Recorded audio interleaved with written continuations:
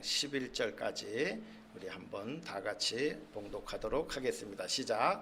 그러나 너는 모든 일에 근신하여 고난을 받으며 전도인의 일을 하며 내 직무를 다하라. 관제아와 같이 벌써 내가 부음이 되고 나의 떠날 기약이 가까웠도다. 내가 선한 싸움을 싸우고 나의 달려갈 길을 마치고 믿음을 지켰으니 이제 후로는 나를 위하여 의의 면류관이 예비되었으므로 주 곧 의로우신 재판장이 그날에 내게 주실 것이니 내게만 아니라 주의 나타나심을 사모하는 모든 자에게니라. 너는 어서 속히 내게로 오라. 대만은 이 세상을 사랑하여 나를 버리고 데살로니가로 갔고 그레스게는 갈라디아로 디도는 달마디아로 갔고 누가만 나와 함께 있느니라. 내가 올 때에 마가를 데리고 오라. 저가 나의 일에 유익하니라. 아멘. 네, 고맙습니다. 자리에 앉아주시기 바랍니다. 오늘 말씀의 제목은 바울의 마지막 삶이라고 하는 주제로 말씀을 드리도록 하겠습니다. 얼마 전에 저희 교단의 큰 어르신께서 하나님의 부르심을 받았다라고 하는 그런 그 이야기를 들었습니다.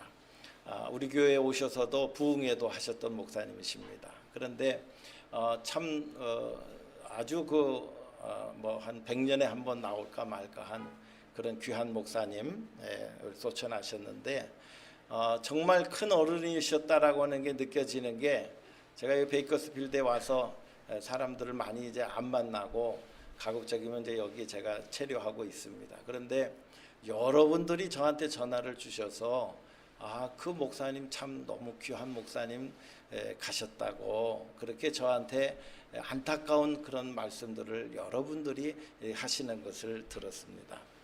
생각해 보니 많은 분들이 그분의 삶을 추모하고 또 안타까워하는 것을 보면서 정말 나의 삶은 정말 내가 하나님 앞에 섰을 때에 어떤 분들이 어떻게 나를 추모해 줄까 하는 것을 한번 생각해 보았습니다. 또 이제 저희 아버님 장례식장에서 하관 예배를 집도하신 목사님께서 이런 얘기를 하셨어요. 제 아직도 마음속에 담고 있는데요. 무덤에 누워 계신 장로님을 안타까워하지 말고 내 자신의 삶을 안타까워할 줄 알아라. 그렇게 얘기를 하시더라고요. 사람은 한번 왔다가 어차피 하나님 앞에 가게 됩니다. 그런데 먼저 가고 조금 늦게 가고 시간 순서의 차이만 있을 뿐이에요. 그런데 중요한 것은 뭐냐면 내가 무덤 속에 누웠을 때에 과연 누가 나에게 정말 나의 삶을 추모하고 애도하고 아까워할까 하는 것들을 준비하며 살 줄 아는 삶을 살아야 한다는 것이죠. 노년이 되면 겪는 여러 가지 어려움들이 있습니다. 첫째로는 우리가 쭉 인생을 이렇게 놓고 따지면 어르신들의 삶이 가장 힘들고 어려운 거예요. 살아보면. 그렇죠? 저는 아직도 이제 노년으로 가고 있습니다만은 아마 제일 힘든 게 뭐냐면 질병과 싸워야 됩니다. 그게 그것처럼 고통스러운 게 없어요. 또 가난과도 싸워야 됩니다. 또 나중에는 고독해지게 됩니다. 나중에는 죽음과도 싸워야 됩니다. 그런데 이런 그 네 가지 어려움들을 부딪히고 살아가는 이제 맞이하고 살아가는 분들의 삶 속에서 우리가 생각해야 될 것들이 있습니다.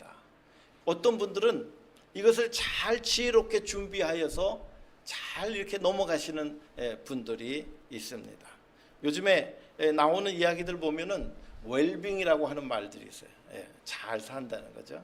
그리고 이제 늙지 않기 위해서 노력하는 게 있어요. 안티에이징. 우리 장로님 90이 넘으셨다 그러면 누가 믿겠습니까? 아직도 우리 집사람이 못 신는 힐을 있는 구두를 신고 오시는 걸 보면 우리 집사람보다 젊으신 거예요. 그러니까 안티에이징, 나이와 상관없이 젊게 살려고 하는 마음을 갖는 것. 그것이 우리의 마음을 굉장히 긍정적으로 만들어 놓습니다. 그리고 또 마지막 단어가 뭐냐면 well dying이라고 하는 거예요. 잘 죽는 거예요. 우리의 삶 속에 이거를 잘 준비하고 계신 분들은 이제 우리가 많은 사람들이나 하나님 앞에서 우리가 정말 당당하게 서게 될 것입니다. 어르신들의 삶을 한 4가지로 분석해 놓은 자료들이 있더라고요. 그걸 보니까 첫째는 어르신이 되어서 성숙한 삶을 사시는 분들이 있습니다. 자신이 잘 살았다고 이제까지 살아온 것에 대하여 후회하거나 원망하지 않는 삶을 살아가시는 분들입니다. 나이가 들어가시는 것에 대하여 당연하게 여기고 내가 최선을 다하여 살아왔노라고 생각하기 때문에 정신적인 갈등이나 위기 같은 것을 경험하지 않습니다. 돌아가시는 날까지 대인관계가 원만하고 관계가 끊어지는 일들이 많지가 않습니다. 두 번째 삶의 유형은 은둔형이라고 합니다. 은퇴와 더불어 그동안 무거웠던 짐들을 다 내려놓고 홀가분하게 이제 집에서 혼자 소일거리를 찾으시면서 사는 분들이 있습니다. 노년기에 조용한 시간을 이용하여서 그동안 못 해봤던 것들을 시간을 내보려고 하는 그런 삶을 살아갑니다. 그러면 이런 분들은 이제 좀 아쉬운 것은 이제 그 사회적으로 만남 같은 것들이 줄어들게 돼 있죠. 세 번째 유형은 분노형이 있다고 합니다. 내 인생은 불행했다고 여기면서 늙어가는 것을 아쉬워하고 그리고 내가 처해진 여건과 환경에 대하여 끊임없이 불평하며 살아갑니다. 이런 분들은 남은 인생을 절망과 실패감 속에 지내게 되신다라고 이야기를 합니다. 이런 분들에게는 분노가 자주 이렇게 나오게 되는 거죠. 이것은 남을 탓하기도 하고 또 자신을 탓하기도 하면서 살아가는 것이죠. 네 번째로는 자기 학대형이 있습니다. 앞에 지적한 그 분노형이 인생 실패의 원인이나 여러 가지 문제들이 다 그런 그 다른 사람들에게 있다라고 이렇게 느끼면서 분노하신다고 한다면 이 자학형은 이 모든 삶의 문제가 나에게 있다라고 그렇게 생각하는 것입니다. 그리고 늙어가는 것을 나이 들어가시는 것을 인정하려 하지 아니하고 슬퍼합니다. 그리고 우울증에 시달리게 됩니다. 삶에 적응하지 못하게 됩니다. 이분들은 가족들이 늘 워치아웃 해야 됩니다. 봐야 됩니다. 어떤 일이 일어날지 알지 못하는 극단적인 상황들을 우리가 늘 염려하고 우리가 조심하고 살아가야 됩니다. 우리가 성공적으로 나이를 들어가신다라고 하는 것은 세상적인 성공과 전혀 관계가 없습니다. 나이가 들어가시면서 오늘 우리의 심리적인 상태가 영적인 상태가 감사할 줄 아는 마음을 가지시고 계신다고 한다면 우리는 지혜롭게 나이를 들어가시는 것입니다. 그러나 내 마음 안에 감사한 마음이 줄어들게 되고 원망과 불평이 자꾸 일어나게 되면 그러면 이런 그 분노형이나 또는 그 자학형으로 우리가 자꾸 이렇게 넘어가게 되는 것을 알 수가 있습니다. 라버시라고 하는 사람이 이렇게 얘기합니다. 나이가 들어가면서 가장 심각한 문제는 우리의 성품이 감정의 노예가 되는 것이다 라고 그렇게 얘기를 합니다. 사람이 들면 이 감정의 기복이 심해지고 감정의 노예가 된다는 거예요. 그런데 그 감정의 노예가 가져다 주는 가장 안 좋은 것이 뭐냐면은 우리가 사람들을 만날 때에 자꾸 이게 부정적으로 사람들을 대한다든지 또는 부정적인 생각을 자꾸 갖는다든지 또는 비판적으로 그렇게 얘기합니다. 모든 사람에 대해서 다 비판적으로 얘기합니다. 그 다음에 또 뭐냐면 화를 잘 낸다는 거예요. 이 세 가지는 감정의 노예가 되어버린 사람들의 삶의 특징이라고 하는 거예요. 그래서 이 문제는 또 더 심각한 것은 뭐냐면 다른 사람들에게 전염을 시킨다는 거예요. 그래서 우리가 연세가 들어가시면서 제일 중요한 것은 감정의 노예가 되지 않도록 해라.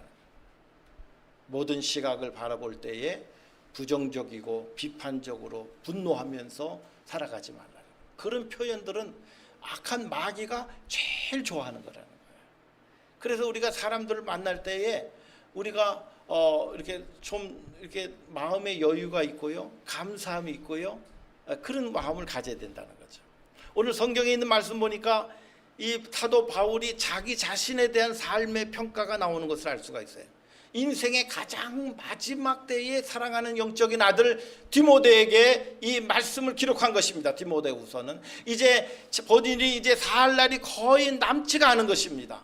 며칠 언제 내가 죽을지 알지 못하는 그런 상황 속에서 이 영적인 아들 디모데에게 이 말씀을 쓰고 있는 것인데, 거기 디모데후서 4장 6절에 있는 말씀 보니까 7절에 보니까 내 관제와 같이 내가 벌써 부음이 되고 떠날 기약이 가까웠도다. 4장 7절 내가 선한 싸움을 싸우고 달려갈 길을 마치고 믿음을 지켰다 라고 얘기하고 있는 것을 알 수가 있습니다. 여기 세 가지로 자기 자신의 삶을 분석합니다. 첫 번째로는 나의 달려갈 길을 다 마쳤습니다. 이 말씀 안에 있는 말씀 보면 4장 6절에 관제와 같이 내가 부음이 되었다라고 얘기합니다. 이 관제라고 하는 예배는 무엇이냐면 이제 포도주를 이제 그 제단 앞에 다 부어버리는 거예요. 그래서 그 제물을 하나님 앞에 올려드리는 예배를 관제라고 그렇게 얘기합니다. 내가 가지고 있는 모든 기력과 내가 가지고 있는 모든 정열과 내가 가지고 있는 모든 힘을 다하여 내가 주님을 위해 살았습니다. 이젠 더 이상 나에겐 어떤 힘도 남아있지 않습니다 라고 이야기한 것이 바로 사도 바울의 자기 자신을 향한 평가입니다. 이 얘기는 다시 한번 말씀을 드리면 나는 하나님 앞에 최선을 다하여 살았습니다. 어떤 사람과도 비교할 수 없는, 더 이상 내가 주님을 위해서 쏟을 힘이 없을 정도로 내가 그렇게 주님을 위해 살았고 더 이상 나에게는 그런 힘이 남아있지 않습니다. 제 친구 목사가 저한테 그런 얘기를 해요. 내가 어느 날 집에 갔는데, 어머님 뵈러 갔는데 어머니께서 쓰러져 계시더라는 거예요. 그래서 너무 놀래갖고 달려가서 어머니를 깨웠더니 어머니께서 연세가 많으신데 기도하시다가 기력이 다해서 쓰러지신 거예요. 네. 여러분, 하나님 앞에 기도하시다가 내 기력이 다요, 더 이상 하나님 앞에 기도할 진력이 없을 정도로 그렇게 하나님 앞에 기도해 보신 적이 있습니까? 간절한 마음으로 그렇게 하나님 앞에 기도한 것이죠. 사도 바울은 나의 달려갈 길을 다 마쳤다라고 이야기하고 있습니다. 두 번째, 자기는 믿음을 지켰다라고 고백하고 있습니다. 믿음을 지켰다는 것입니다. 우리 성경 한번 거기 열어주세요. 거기에 있는 마태복음 24장 10절에 있는 말씀 보니까 그때에 많은 사람이 시험에 빠져 서로 잡아주고 서로 미워하겠으며 거짓 선자자가 많이 일어나 많은 사람을 미혹하게 하겠으며 불법이 성함으로 많은 사람의 사랑이 식어지리라. 그러나 끝까지 견디는 자는 구원을 얻으리라. 할렐루야. 마지막 시대를 살아가는 우리의 삶의 신앙의 그런 교회의 현상들이 무엇이냐? 많은 사람들이 시험에 빠지는 것을 좋아하지는 않겠죠. 그러나 이상하게도 시험에 많이 빠진다는 거예요. 왜 그렇습니까? 시험에 빠지는 이유는 내 안에 이기심이 가득하면 그 사람은 시험에 자주 빠집니다. 또 거짓 선지자가 많이 일어나가지고 사람들의 마음을 동요하게 만든다는 거예요. 하나님의 말씀의 진리가 우리의 삶에 딱 중심이 돼서 서 있는 것이 아니라 혼돈하게 만든다는 거예요. 오늘날처럼 이단 사상들이 많은 이당 사상들이 더 열심히 전도하는 세대를 저는 본 일이 없습니다. 교회는 줄어드는데 이단 교회들은 점점 부흥하고 있습니다. 그리고 교회가 부흥이 안 되는 시대에 살고 있다고 얘기합니다. 좀 아이러니컬하지 않아요? 이단 교회들은 부흥하는데 왜 기존 교회는 쇠하고 있을까? 여러분, 그것은 세대의 문제가 아니라 바로 우리의 문제라고 하는 거예요. 불법이 상함으로 많은 사람의 사랑이 식어지리라. 그러나 끝까지 견디는 자는 구원을 얻으리라. 할렐루야. 믿음을 끝까지 지키는 일이 중요합니다. 믿음을 지키세요. 내가 신앙생활하면서 가장 행복했던 순간을 기억하세요. 하나님, 저에게 그 믿음을 회복시켜 주세요. 오늘도 기쁨이 있는 신앙생활, 감사가 있는 신앙생활, 소망이 넘치는 신앙생활, 이 믿음을 회복하게 하여 주옵소서. 오늘 우리 주변 가운데 교회를 떠나는 분들이나 교회를 옮겨 다니는 분들을 가만히 보면, 어제도 어떤 분하고 말씀 나눴습니다만 구원의 확신이 없는 거예요. 구원의 확신이 없으니까 이민 생활 가운데 외로워서 교회 나갔는데 20년 30년 교회 다니셨는데 구원의 확신이 없으니까 뭐만 보게 돼요? 사람만 보는 거예요. 목사가 어떻게 하나, 잘하나 못하나, 말씀의 은혜가 있나 없나, 아무개 성도가 나한테 상처를 주나 안 주나, 이런 것 가지고 우리가 교회가 시끄러워지고 문제가 많은 거예요. 구원에 확신 있는 분들은 그 안에 은혜가 있는 분들입니다. 구원에 확신 있는 분들은 마음에 기쁨과 감사와 감격이 있는 분들입니다. 구원에 확신 있는 분들은 사람을 대할 때에 그 안에 하나님의 은혜가 있다라고 생각하고 사람을 바라봅니다. 그렇죠? 실수가 있고요, 잘못이 있고요, 그런 것이 있어요. 그런데 은혜가 있고 구원에 확신 있는 분들은 덮어줄 수 있는 마음의 아량이 있는 분들이에요. 여러분, 우리가 나이가 들어갈 연세가 가실수록 그런 훈련이 안 되면 우리는 늘 하나님 앞에, 사람 앞에 따돌림을 당할 수가 있어요. 우리가 굉장히 조심해야 되는 거예요. 내가 하는 말 한마디가 부정적인 말을 하고 있는가, 비난의 말을 하고 있는가, 목소리가 커지는 분노의 얘기를 하고 있는가, 아니면 다른 사람들을 용납하고 용서하고 이렇게 끌어안을 수 있는 마음이 있는가, 만나면 항상 기쁘고 감사한 마음을 가지는가. 우리가 믿음을 지키는데 이런 일들이 중요하다. 세 번째로 선한 싸움을 싸웠다라고 얘기합니다. 이 선한 싸움을 한다라고 하는 것은 무엇이냐면 버릴 것은 버리고 그리고 취할 것은 취하는 삶을 말하고 있는 것을 알 수가 있습니다. 디모데전서 거기 한번 다 같이 한번 읽어보겠습니다. 우리가 한 12절까지 되니까 다 같이 한번 읽겠습니다. 시작. 돈을 사랑함이 일만하게 뿌리가 되나니 이것을 사모하는 자들이 미혹을 받아 믿음에서 떠나 많은 근심으로써 자기를 찔렀도다.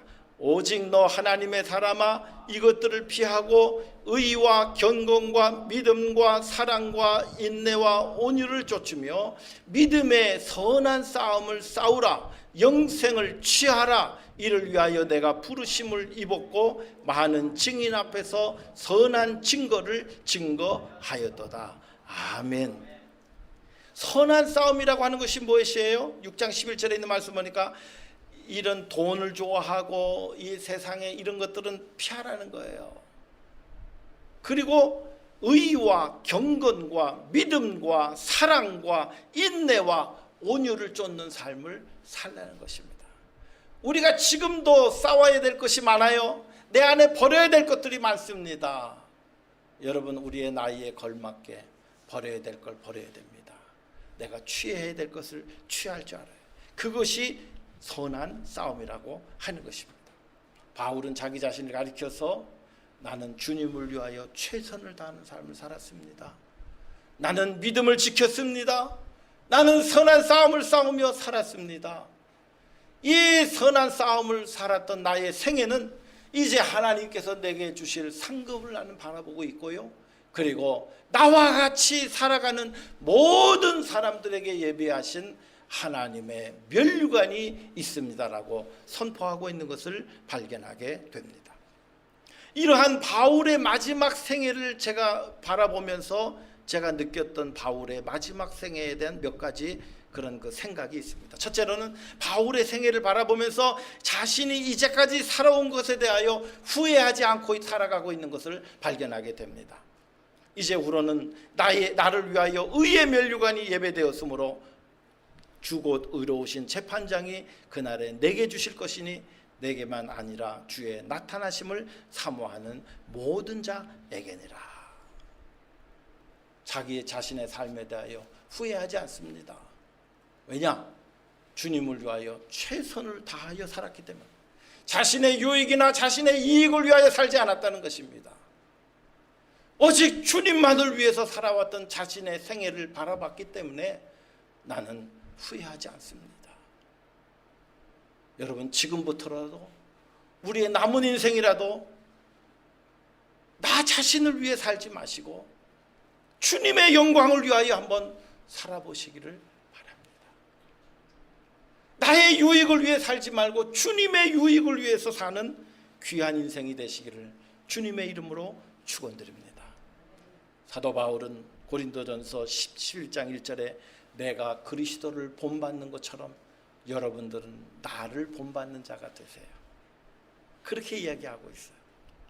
두 번째로, 이 사도 바울은 사람의 소중성을 깨닫는 지혜를 얻게 된 것을 발견하게 됩니다. 오늘 거기 성경 말씀 한 번만 더 열어주세요. 다 같이 한번 읽겠습니다. 시작. 너는 어서 속히 내게로 오라. 대마는 이 세상을 사랑하여 나를 버리고 데살로니가로 갔고, 그레스게는 갈라디아로, 디도는 달마디아로 갔고, 누가만 나와 함께 있느니라. 내가 올 때에 마가를 데리고 오라. 저가 나의 일에 유익하니라. 아멘. 사도 바울의 삶 속에는요, 많은 좋은 사람들이 많았습니다. 그런데 사도 바울이 말년이 돼가고 이제 하나님의 부르심을 받은 날이 얼마 남지 않으니까요, 사랑했던 많은 제자들이 바울을 버리고 다 세상으로 가고, 바울을 떠나서 자기 살 길 찾아서 가고 하는 그런 일들을 경험하게 되었습니다. 그래서 디모데에게 어서 속히 내게로 오라. 나에게는 누가만 남아있느니라. 심리적인 외로움과 심리적인 고독이 그 안에 가득 차인 것을 발견하게 됩니다. 제가 전에도 한번 말씀드렸습니다마는 저의 멘토가 되시는 우리 장중열 박사께서 한 달에 한 번씩 꼭 저에게 전화를 주셔서 목사님 식사하십시다. 제가 이번 주에 바빠서 안 되겠어요. 괜찮아요. 그 다음 주에도 돼요. 하고 그 다음 주에 또 전화를 꼭 주세요. 그러면 제가 거절할 수가 없어요. 아무리 바빠도. 그래서 우리 교수님 만나러 제가 갑니다. 가면은 좋은 책을 하나 꼭 준비해 놓으셨다가 저한테 책을 하나 소개를 해주셔요. 그리고 식사를 같이 하고, 그리고 두세 시간 동안 기도 제목을 교환하고, 함께 울기도 하고 함께 웃기도 하고, 그렇게 교제를 하다가 제가 돌아옵니다. 저한테만 그러시는 것이 아니에요. 저 말고도 여러 사랑하는 후배와 제자들에게 꼭 그렇게 하셔요. 이분은 외로울 날이 없습니다. 고독할 날이 없습니다. 사랑하는 제자들과 후배 만날 일을 위해서 준비하고 계시고, 그 제자를 만나는 기쁨 가운데 날 사셨기 때문에 그렇습니다. 오늘 제가 드리려고 하는 말씀 뭐냐면, 여기 11절에 보면은 내가 올 때에 마가를 데리고 오라. 저가 나의 일에 유익하니라. 그렇게 얘기했습니다. 이 마가라고 하는 사람이 누구냐면요, 다른 성경에 보니까 바나바의 생질이라고 하는데 사촌 형제라고 하는 말이 훨씬 더 원어 해석에 가깝습니다. 어떤 사람들은 이제 조카라고 얘기하기도 합니다만은, 그런데 이 마가라고 하는 요한을 데리고 바나바와 함께 선교 여행을 떠나기로 했는데, 이 마가라고 하는 사람과 전도 여행을 떠나다가 너무 전도 여행이 힘들고 어려우니까 중간에 도망가 버렸어요.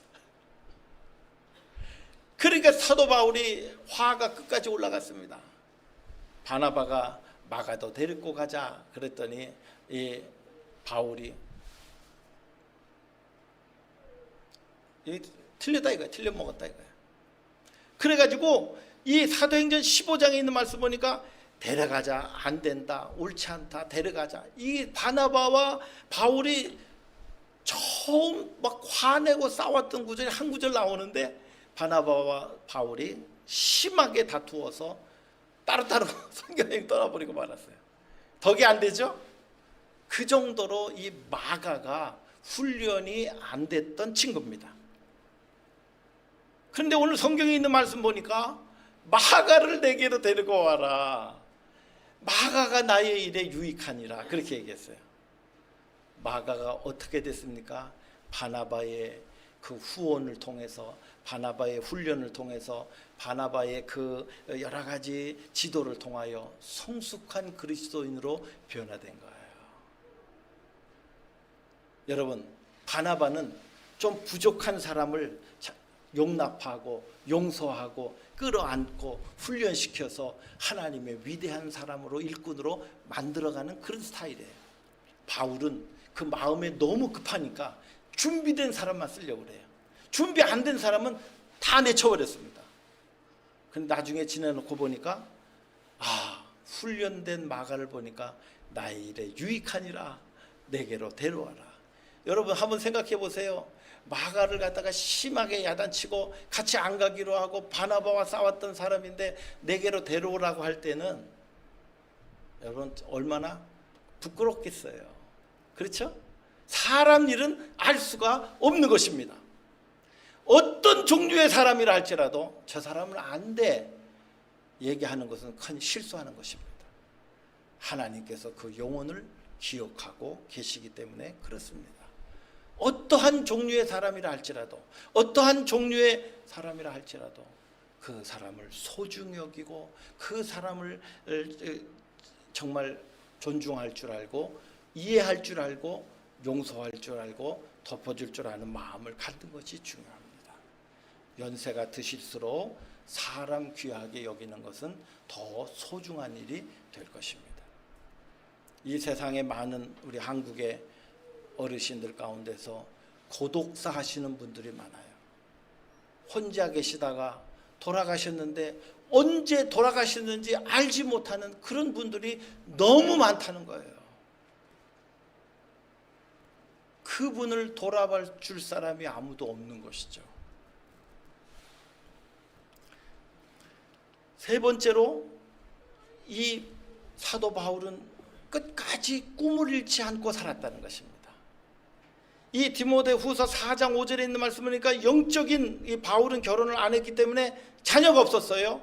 그런데 이 디모데를 영적인 아들로 삼고 이 디모데에게 이런 얘기를 합니다. 너는 모든 일에 근신하여 고난을 즐겨받으며 전도인의 일을 하며 내 직무를 다하라고 유언처럼 남겨줍니다. 하나님의 사람으로 살 것을 명령하고 있습니다. 근신하라는 것입니다. 고난받는 것을 두려워하지 말라는 것입니다. 전도의 일을 하라는 것입니다. 하나님께서 내게 준 직무를 다하라고 명령하고 있는 것을 알 수가 있습니다. 나에게 아직 힘이 있습니까? 나에게 아직 정말로 하나님께서 주신 꿈이 있습니까? 여러분 절대로 놓치지 마시기를 바랍니다.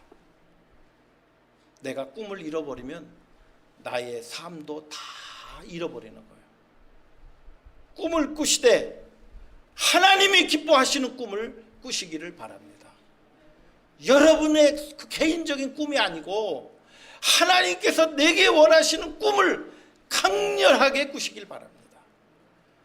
여러분의 생애가 끝났을 때에 여러분의 자녀도 그것을 행할 수 있도록, 여러분을 기억하는 모든 사람들이 그것을 함께 행할 수 있는 거룩한 꿈을 지금도 놓치지 말고 여러분들이 꿈을 꾸시기를 바랍니다.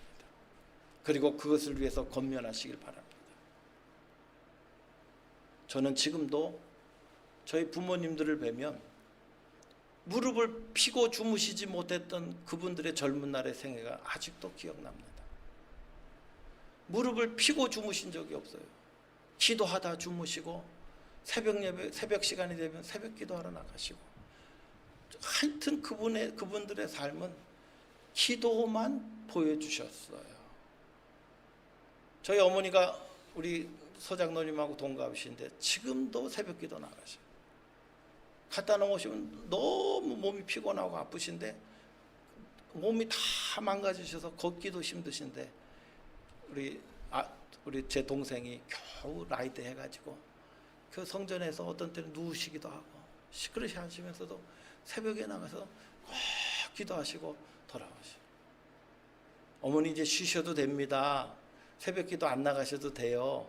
아니야. 하나님께서 내게 주신 사명이야. 기도하다가 하나님 부르시면 제일 행복할 것 같아. 그런 얘기를 하시요. 지금도 새벽을 깨워서 하나님 앞에 사명처럼 여기시면서 기도하십니다. 그분들의 삶을 보면 부끄러워지는 거예요. 그분들의 삶을 조금이라도 닮아가고 싶은 거예요. 시편 92편 12절에 보니까 의인은 종려나무같이 번성하며 레바논의 백향목같이 발육하리로다. 여호와의 집에 심겼기 때문이다.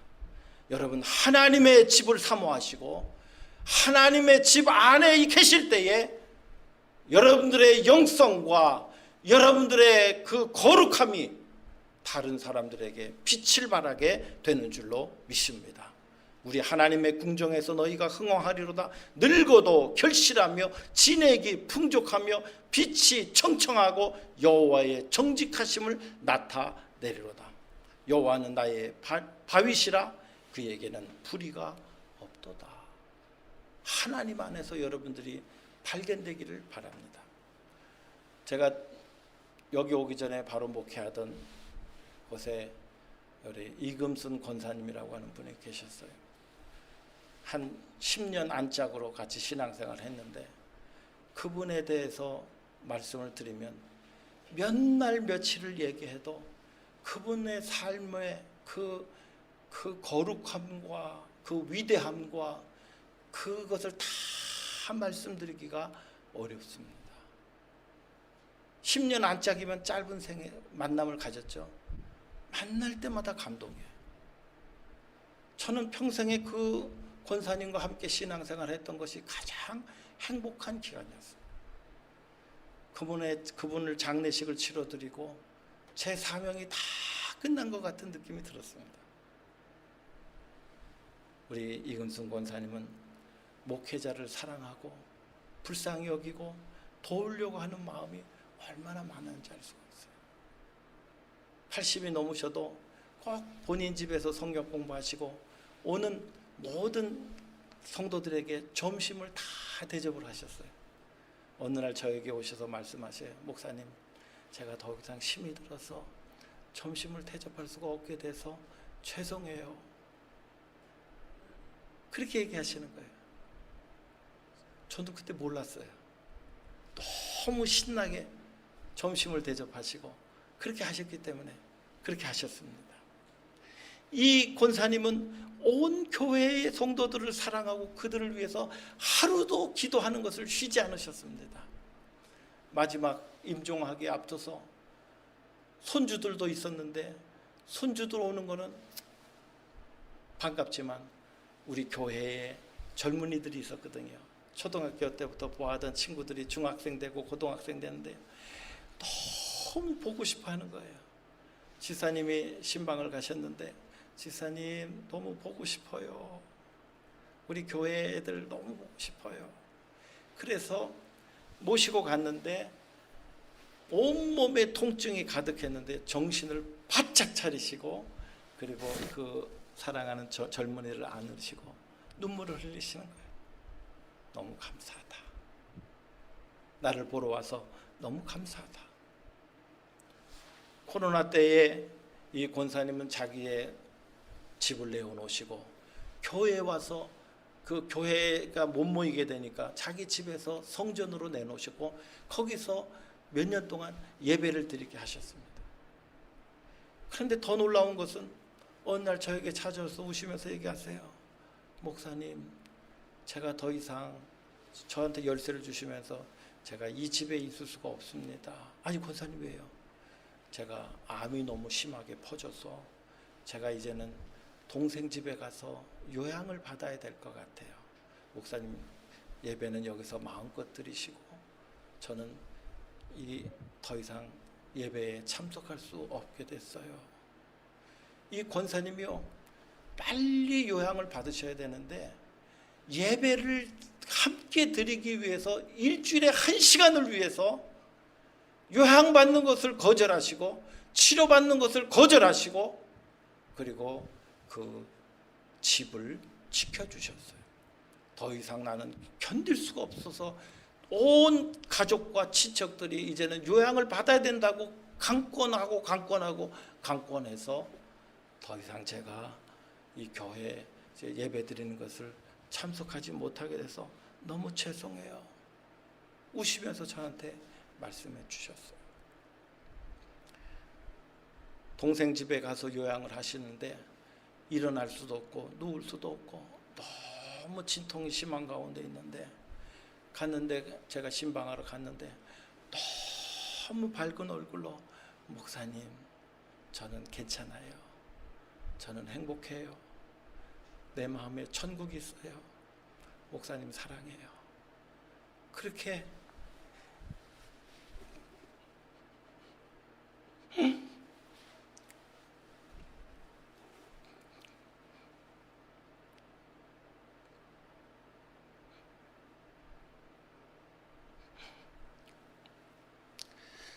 이야기해 주시고 저를 위로해 주시더라고요.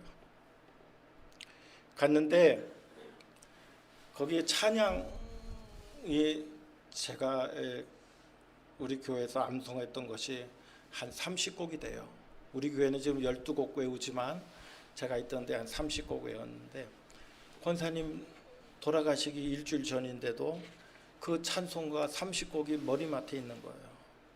제가 가서 보니까 권사님 이거 뭐하러 여기 있어요? 아유 목사님이 30곡 외우라고 그래서 이거 외우고 있어요. 다 외우셨어요? 다 외웠어요. 1번부터 30번까지 찬양을 외우면서 그 고통을 참아내신 거예요.